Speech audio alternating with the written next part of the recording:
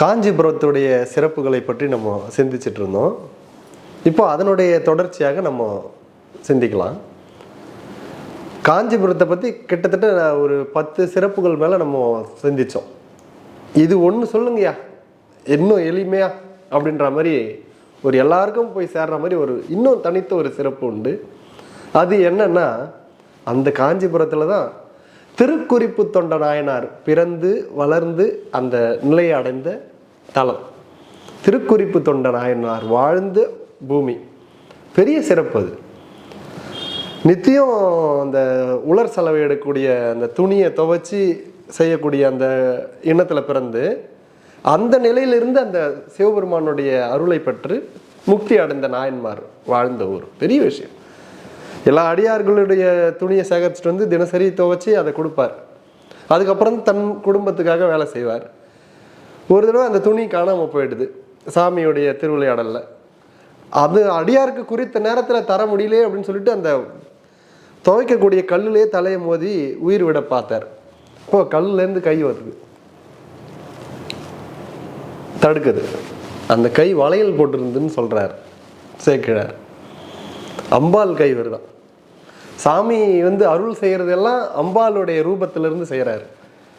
அதே அதில் இதெல்லாம் நுட்பமான செய்திகள் அதில் பெரிய புராணத்தில் வரும். அப்படிப்பட்ட நாயன்மார் வாழ்ந்த ஊர். சாக்கிய நாயனாரும் அதே ஊரில் பிறந்தவர். இந்த சிறப்பு சொன்னாலே போதுமே, நம்ம ஒரு 2 நாயன்மார் உருவான பூமின்னா அதோடைய வேற என்ன இருக்குது அந்த ஊருடைய சிறப்பு. அதனால் காஞ்சிபுரம் என்பது அப்படிப்பட்ட ஒரு புண்ணிய கஷேத்திரம், புண்ணிய பூமி. அப்படிப்பட்ட ஊரிலே வாழ்ந்தவர் தான் கச்சியப்ப சிவாச்சாரியார். அங்கிருந்து தான் நம்மளுடைய கந்த புராணமானது துவங்குகிறது. அதே கச்சியப்பர் இப்போ தான் கதைக்குள்ளேயே நம்ம போகிறோம். இதை எப்படி செய்திருக்கிறார் அப்படின்ட்டு நம்ம இதுவரையிலும் சிந்தித்தோம். இப்போ கதைக்குள்ளே கந்த புராணமே இங்கே தான் துவங்குது. இதுவரையிலும் எப்படி வந்தார், என்ன நடந்தது, கந்த புராணம்னா என்ன அப்படின்றது தான் நம்ம பார்த்தோம். இப்போ கந்த புராணம் என்கின்ற அந்த நூலிலே நுழைய போகிறோம். பெரிய மகான்கள் தேவர்கள் எல்லாருக்கும் தலைவன் பிரம்மதேவர். அந்த பிரம்மதேவர் காஞ்சிபுரம் வருகிறார். காஞ்சிபுரத்தில் தவம் பண்ணுகிறார். எதற்கு அப்படின்னா, தன்னுடைய சித்தம் சிவத்தையே சாரணும், கொஞ்ச நஞ்சம் இருக்கக்கூடிய ஆணவ மலமும் அகன்று பரிசுத்தம் அடைவதற்காக அவர் தவம் செய்வதற்கு காஞ்சிபுரத்துக்கு அடைகிறார்.